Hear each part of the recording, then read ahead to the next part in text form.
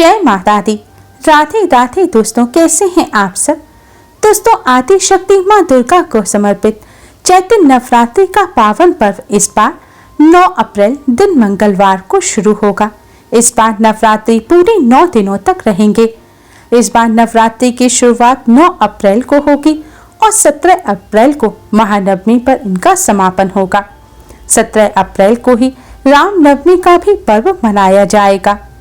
इस बार माता रानी घोड़े पर सवार होकर अपने भक्तों के घर पर आएंगी। माता रानी का घोड़े पर आना शुभ नहीं माना जाता, इसलिए इस बार नवरात्रि में माता रानी का पूजन करते समय क्षमा प्रार्थना अवश्य ही करें और पूरे विधि विधान के साथ मां का पूजन करें। देवी भागवत पुराण के अनुसार माता रानी अलग अलग सवारी पर सवार होकर अपने भक्तों के घर में आती हैं और इससे वह यह संकेत देती हैं कि आने वाले 6 माह कैसे व्यतीत होंगे। इसलिए इस बार माता रानी जब घोड़े पर सवार होकर आ रही हैं तो हम सभी को खास सावधानी बरतने की जरूरत है। बहुत ध्यान रखें कि इस नवरात्रि में आपसे कोई भी गलती ना हो। माता रानी के पूजन में आप कोई ऐसी गलती ना करें जिससे आपको अशुभ समय का सामना करना पड़े। माता रानी को भूलकर भी कोई ऐसी चीज ना चढ़ाएं जिससे माता रानी नाराज हो जाएं। क्योंकि माता रानी घोड़े पर सवार होकर आ रही हैं, इसलिए इस नवरात्रि में हम सभी को इन बातों का विशेष तौर पर ध्यान रखना है, जिससे माता रानी आने वाले हमारे 6 माह को खुशियों से भर दें और हमारे जीवन में कोई भी अशुभ समय, कोई भी अमंगल घटना ना हो। दोस्तों, नवरात्रि के 9 दिन माता रानी के 9 स्वरूपों को समर्पित होते हैं। नवरात्रि के प्रथम दिन 9 अप्रैल को घट स्थापना कर मां शैलपुत्री का पूजन किया जाएगा। 10 अप्रैल को मां ब्रह्मचारिणी का पूजन किया जाएगा। 11 अप्रैल को मां चंद्रघंटा का पूजन किया जाएगा। 12 अप्रैल को मां कुष्मांडा का पूजन किया जाएगा। 13 अप्रैल को मां स्कंदमाता का पूजन किया जाएगा। 14 अप्रैल को मां कात्यायनी का पूजन किया जाएगा और 15 अप्रैल को माता रानी अपने नेत्र खोलेंगी और इस दिन मां कालरात्रि का पूजन किया जाएगा। 16 अप्रैल को दुर्गा अष्टमी पर महागौरी का पूजन किया जाएगा और इस दिन कन्या पूजन विशेष रूप से करना चाहिए। 17 अप्रैल को मां सिद्धिदात्री का पूजन करने के साथ ही कन्या पूजन भी किया जाएगा और इसी दिन भगवान श्री राम का जन्मोत्सव भी मनाया जाएगा। नवरात्रि के दिनों में माता रानी को अलग अलग स्वरूप के हिसाब से अलग अलग भोग और अलग अलग पुष्प अर्पित किए जाते हैं। देवी भागवत पुराण के अनुसार नवरात्रि के पावन पर्व पर माता रानी अपने भक्तों के घर में विराजमान रहती हैं। ऐसे में हम सभी कोशिश करते हैं कि माता रानी को प्रसन्न कर उनकी कृपा प्राप्त कर सकें। माता रानी की कृपा प्राप्त करने के लिए भक्त नवरात्रि के 9 दिनों में कलश स्थापना करते हैं, माता रानी की चौकी की स्थापना करते हैं, अखंड ज्योत जलाते हैं, दुर्गा सप्तशती का पाठ करते हैं, व्रत और पूजन करते हैं। सभी भक्त माता रानी की कृपा प्राप्त करने के लिए अलग अलग उपाय करते हैं। माता रानी को प्रसन्न करने के लिए अलग अलग वस्तुएं अर्पित करते हैं। लेकिन क्या आप जानते हैं कुछ ऐसी वस्तुएं हैं जिन्हें नवरात्रि के दौरान भूलकर भी माता रानी को अर्पित नहीं करनी चाहिए। अगर इन वस्तुओं को आप गलती से भी माता रानी को अर्पित करेंगे तो आपको व्रत और पूजन का पूर्ण फल प्राप्त नहीं होगा।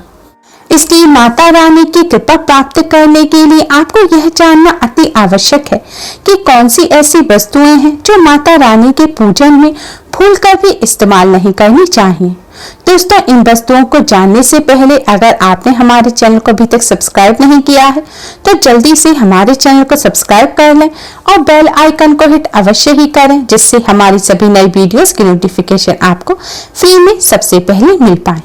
तो आइए दोस्तों, जानते हैं कौन सी ऐसी वस्तुएं हैं जिन्हें माता रानी को भूलकर भी अर्पित नहीं करना चाहिए। दोस्तों, सबसे पहली वस्तु है नारियल। हिंदू धर्म में नारियल को समृद्धि, धन और शुभता और सम्मान का सूचक माना जाता है। नारियल को श्रीफल भी कहा जाता है। नारियल को सुख समृद्धि में वृद्धि करने वाला भी कहा जाता है। नारियल का हर मांगलिक कार्य में विशेष महत्व होता है। जैसा कि आप सभी भी जानते हैं कि माता रानी के कई मंदिरों में नारियल से बलि भी दी जाती है और माता रानी के पूजन में नारियल का इस्तेमाल हम सभी करते हैं। खासकर कलश की स्थापना, घट की स्थापना नारियल रखकर ही की जाती है। माता रानी के पूजन में हम नारियल इस्तेमाल करते समय कुछ गलतियां कर बैठते हैं। दोस्तों, नारियल, एक हरा नारियल आता है जिससे नारियल पानी पिया जाता है। एक होता है सूखा जटा वाला नारियल जिसके अंदर पानी नहीं होता। एक होता है जिस नारियल के अंदर पानी होता है और उस पर जटाएं भी होती हैं। और एक नारियल होता है जो बिल्कुल सूख जाता है, जिसमें जटाएं भी नहीं होती, जिसे गोला कहा जाता है। इसलिए यह जानना आवश्यक है कि माता रानी के पूजन में किस तरह का नारियल इस्तेमाल करें और कैसे इस्तेमाल करें। माता रानी के पूजन में सदैव पानी वाला जटा वाला नारियल ही इस्तेमाल करें और नारियल पूर्ण होना चाहिए, यानी कि नारियल चटका हुआ या टूटा हुआ नहीं होना चाहिए, क्योंकि पूर्ण नारियल ही पूर्णता का और पवित्रता का प्रतीक होता है। पूर्ण नारियल ही सुख समृद्धि का प्रतीक होता है। पूर्ण नारियल को ही श्रीफल यानी कि माँ लक्ष्मी का फल कहा जाता है। नवरात्रि में माता रानी के कलश घट की स्थापना करते समय भी सदैव साबुत जटा वाला पानी वाला नारियल ही कलश पर स्थापित करना चाहिए। साथ ही यह ध्यान रखना चाहिए कि माता रानी की जब आप कलश की स्थापना करते हैं तो नारियल को सदैव कलश के ऊपर लिटाकर रखें। माता रानी के घट की स्थापना करते समय कभी भी नारियल को खड़ा करके नहीं रखा जाता। नारियल को सदैव लिटाकर कलश के ऊपर रखना चाहिए और लिटाते समय भी आपको इस बात का ध्यान रखना चाहिए कि नारियल का जो मोटा हिस्सा है वह आपकी तरफ होना चाहिए और जो पॉइंटेड हिस्सा है वह दूसरी तरफ होना चाहिए। साथ ही नारियल को स्थापित करने से पहले आप नारियल को लाल कपड़े में लपेटकर उस पर मौली 3 बार लपेटें और फिर लाल चुनरी उड़ाकर ही आप नारियल को घट के ऊपर स्थापित करें। शास्त्रों के अनुसार कलश के ऊपर जब सही तरह से नारियल रखा जाता है, सही प्रकार का नारियल रखा जाता है, तभी व्रत और पूजन का पूर्ण फल प्राप्त होता है। यह भी ध्यान रखें कि महिलाएं माता रानी को नारियल अर्पित तो करें, लेकिन कभी भी माता रानी के सामने नारियल को तोड़े नहीं, क्योंकि नारियल बीज रूप होता है और स्त्रियां बीज रूप से ही शिशु को जन्म देती हैं। इसलिए कभी भी महिलाओं को नारियल को नहीं तोड़ना चाहिए। दोस्तों, अगर आपको ऋण संबंधी समस्या है, आप पर बहुत सारा कर्जा है, तो आप चमेली के तेल में सिंदूर मिलाकर उससे नारियल पर एक स्वास्तिक का चिन्ह बनाएं। अब इस नारियल को आप माता रानी के चरणों में अर्पित करें। फिर नवरात्रि के मंगलवार या शनिवार के दिन इसे ले जाकर आप हनुमान जी के चरणों में अर्पित कराएं। ऐसा करने से ऋण उतर जाता है और तत्काल लाभ होता है। धन संबंधी समस्या को दूर करने के लिए आप कुमकुम से नारियल पर स्वास्तिक बनाकर इस नारियल को माता रानी के चरणों में अर्पित करें। नवरात्रि में माता रानी के चरणों में इस नारियल को रखा रहने दें और नवरात्रि खत्म होने के बाद आप इस नारियल को अपने धन रखने के स्थान पर रख दें। ऐसा करने से आर्थिक संकट दूर होता है और धन का लाभ होता है। मनोकामना पूर्ण करने के लिए आप एक नारियल को लाल सूती कपड़े में लपेटकर माता रानी के चरणों में अर्पित करें और माता रानी से मनोकामना पूर्ण करने की प्रार्थना करें। फिर नवरात्रि के आखिरी दिन में आप इस नारियल को ले जाकर किसी शुद्ध बहते हुए जल के स्रोत में यानी कि किसी नदी नहर में बहा दें। ऐसा करने से माता रानी की कृपा से मनोकामना जल्द ही पूर्ण हो जाती है। दोस्तों, नारियल के बाद दूसरी वस्तु है लौंग।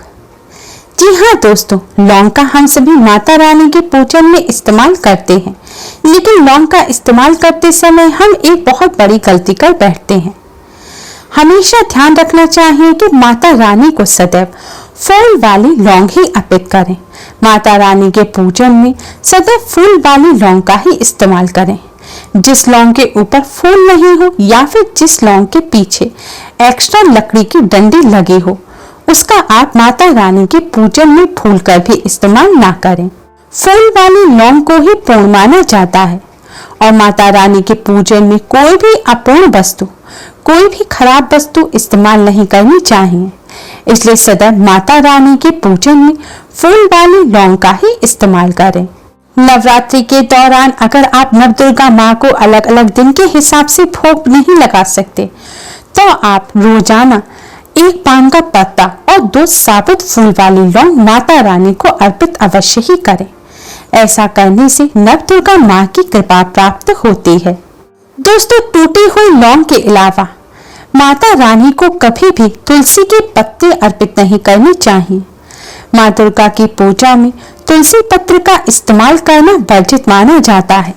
तुलसी पत्र के अलावा आंवला भी माता रानी को अर्पित नहीं करना चाहिए और दूर्वा भी माता रानी को अर्पित नहीं करनी चाहिए। दूर्वा भगवान श्री गणेश को अति प्रिय है। नवरात्रि में आप भगवान श्री गणेश को दूर्वा अर्पित कर सकते हैं।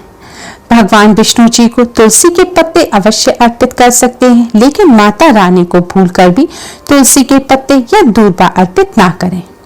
मदार और आक के फूल भी आप माता रानी को अर्पित ना करें। माता रानी को सदैव लाल रंग के फूल अर्पित करने चाहिए। लाल रंग के फूल माता रानी को अति प्रिय हैं। खासकर माता रानी को गुड़हल के फूल और कमल के फूल अति प्रिय हैं। दोस्तों, शास्त्रों में बताया गया है कि घर में माता रानी की 2 या 3 मूर्तियां या फोटो नहीं होनी चाहिए। इस बात का भी आप विशेष ध्यान रखें और माता रानी के पूजन में कोई भी खंडित चीज इस्तेमाल ना करें। खंडित चीज जैसे कि चटका हुआ या टूटा हुआ दीपक या फिर चटका हुआ कोई बर्तन। साथ ही यह भी ध्यान रखें कि लोहे के और प्लास्टिक के बर्तन आप माता रानी के पूजन में इस्तेमाल ना करें। कई लोग बॉन चाइना के बर्तन पूजन में इस्तेमाल करते हैं, लेकिन ऐसा भूलकर भी नहीं करना चाहिए क्योंकि उन बर्तनों में हड्डियों का चूरा मिला होता है। तो ऐसे बर्तनों को भी माता रानी के पूजन से सदैव दूर रखें। साथ ही यह भी ध्यान रखें कि माता रानी को कभी भी अपवित्र स्थल पर उत्पन्न किए हुए अनखिले पुष्प यानी कि कलियां माता रानी को अर्पित ना करें। फूलों की पत्तियां तोड़कर भी आप माता रानी को अर्पित ना करें। माता रानी को जो पुष्प अर्पित कर रहे हैं उन्हें सूंघे नहीं, यानी कि सूंघे हुए पुष्प या फिर गिरे हुए पुष्प भी या फिर मुरझाए हुए पुष्प आप माता रानी को अर्पित ना करें। दूसरों के यहाँ से चुरा कर लाए हुए पुष्प या फिर अपवित्र वस्त्रों में रखकर लाए हुए पुष्प जैसे कि पेंट की जेब इत्यादि जगह पर रखकर लाए हुए पुष्प भी आप माता रानी को अर्पित ना करें। ऐसे फूलों को चढ़ाने से माँ अप्रसन्न होती है और जातक को पूजा का फल प्राप्त नहीं होता। दोस्तों, नवरात्रि के पावन पर्व पर माता रानी की कृपा प्राप्त करने के लिए आप इन सभी बातों का विशेष रूप से ध्यान रखें। उम्मीद है आपको हमारी ये वीडियो पसंद आई होगी। प्लीज लाइक करें। हमारी इस वीडियो को अपने फ्रेंड्स और रिश्तेदारों में ज्यादा से ज्यादा शेयर करें जिससे वह भी इसका लाभ उठा सकें। हमारी और भी वीडियोस के लिए हमारे चैनल को सब्सक्राइब करना ना भूलें। Thanks for watching. Radhe Radhe. जय माता दी।